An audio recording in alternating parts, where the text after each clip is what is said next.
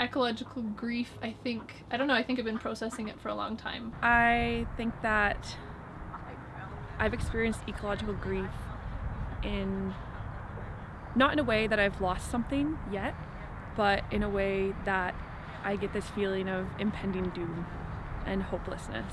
How a lot of people in this world aren't gonna get to know the things that I've known in my life, and they're not gonna feel that connection that so many of us have felt. I think I grieve that.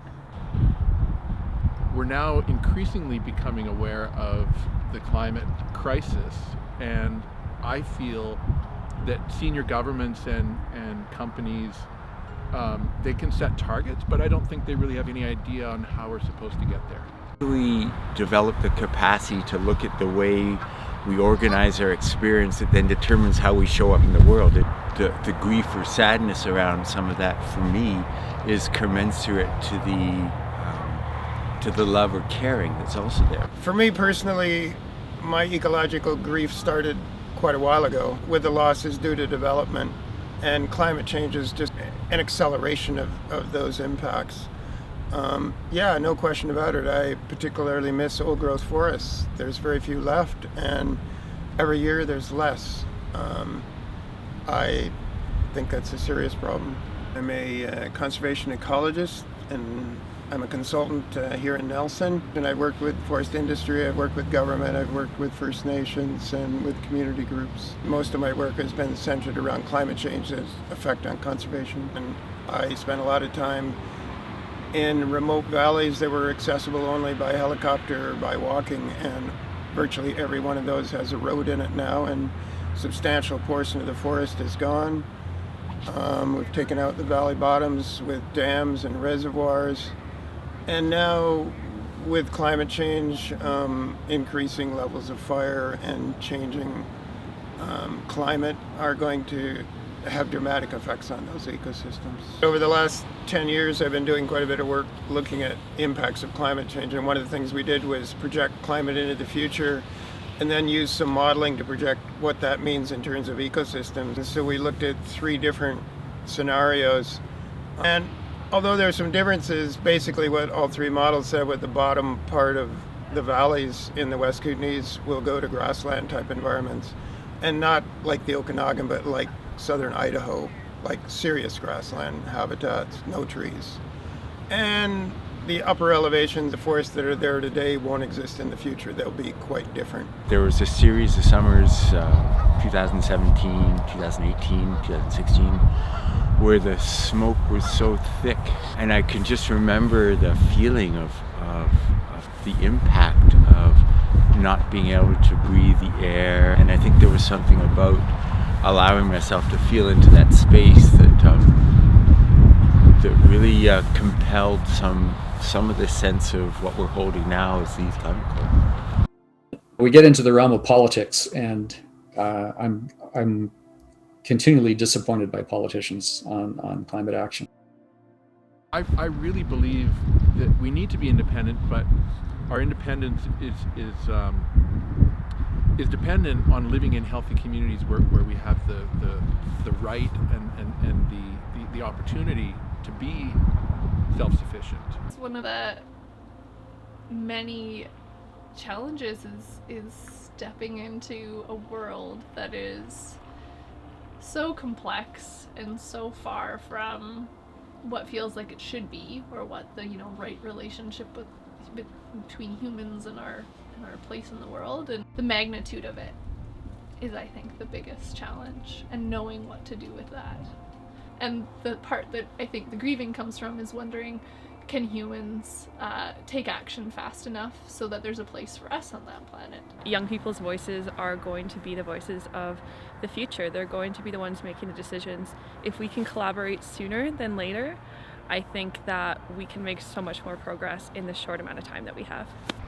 At the end of the day, I can make choices for myself. I can choose to do things. I can't force anybody else to do anything else, but I can lead by example, and I can work with other people whose values that I share. As a scientist, it's also a very interesting time. There's lots of interesting things to evaluate and look at, but no question that it involves grief with loss of the ecosystems that we've known and species.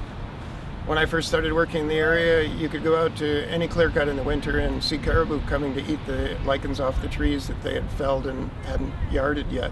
And now caribou are extirpated. There are no more caribou in the southern West Kootenays. A huge loss. I think it's really important that we get out there and do what we can while there's still possibilities to do something. For the first 20 years of my career, I got to go hiking in some of the most spectacular wilderness areas in the province and get paid to do it. It's been an incredible experience. It's experiences that many young people will never have because those places don't exist anymore. As I think that exchange between generations is essential. And I think our society, as it's developed today, is showing how that's lacking. And I think that if you want to have hope, you need to be willing to step forward. A lot of the energy in the climate movement right now is coming from youth, and it's inspiring other generations to take more action than they have in the past. I run Thimble Hill Orchard and Nursery here in 6 Mile, just 10 kilometers north of Nelson. And we're a perennial focused, diversified small farm. So it's part orchard, part sort of market garden in development, and plant nursery that's focused on edible and perennial nursery crops. We also have a small flock of ducks and chickens, and lots of different projects going on out here. I get to work with the very, miraculous things that is life, like whether it's seeds and propagation or ducks and ducklings. The day-to-day working with those things is actually just brings me in contact with what's beautiful all the time. So, through looking at trees and thinking about the needs of trees, and I get to work with them, but I also get to see them blossom. I get to see all these amazing organisms that depend on them, and I get to start thinking about, well, what do those organisms need? And then I'll plant flowers that will feed them, and then I start looking for those like the little miracles of life, I guess, through the actual act of doing restoration work or sort of restorative agriculture work. It feels like we're purposely looking at how do we create a culture that's about youth empowerment, that's about turning toward what's difficult for all of us, and at the same time involves us kind of rolling up our sleeves and getting to work.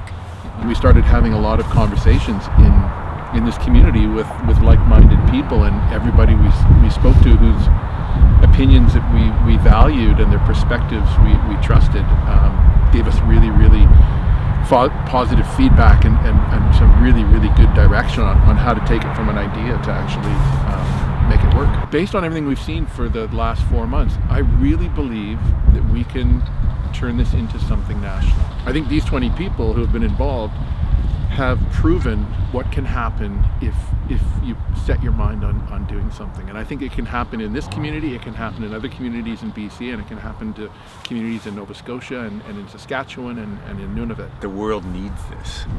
This word about agency to me means somehow being able to feel as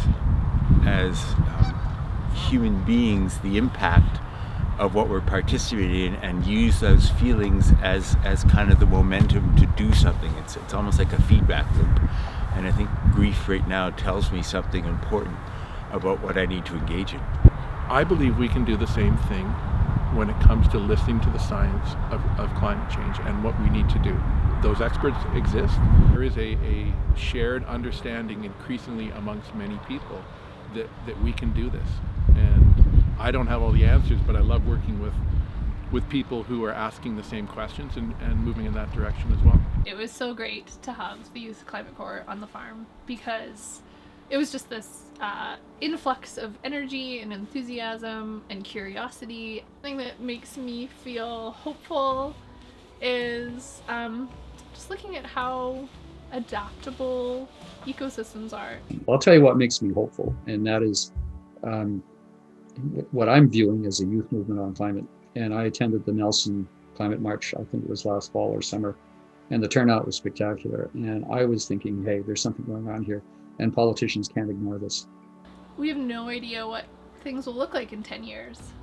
Both, we'll probably see changes in our climate, but also just like what what the opportunities are. You know, there's so much creativity that's needed in this time to envision like what each person can do within the realm of solutions that are out there. Anything I could see,